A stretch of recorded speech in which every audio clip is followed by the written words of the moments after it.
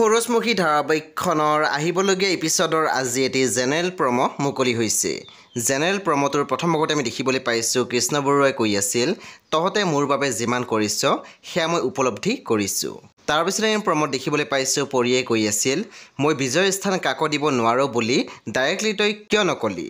তই কেনেকৈ ভাবিলি মই যে আকৌ বিয়াত বহিম? তাৰপিছতে আমি প্ৰম'ত দেখিবলৈ পাইছোঁ ত্ৰিদীপে মাকক কৈ আছিল, এই প্ৰস্তাৱটো এইখিনি সময়ত দিয়াৰ বাবে পৰিয়েতো মোক ভুল নুবুজেতো মা। তেতিয়া মাকে মাত দিছিল, ভুল বুজিলে তই শুধৰাই ল'বি।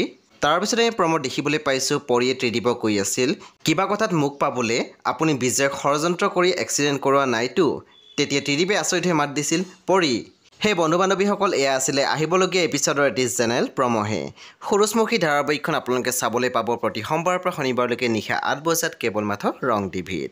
সেই বন্ধু বান্ধৱীসকল পৰৱৰ্তী আপডেটৰ বাবে আপোনালোকে মোৰ চেনেলটো ছাবস্ক্ৰাইব কৰি কাষত থকা বেল আইকন টিপি দিবলৈ একেবাৰে নাপাহৰিব।